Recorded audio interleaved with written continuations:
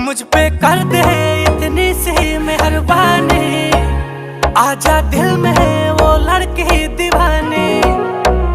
मैं हूँ राजा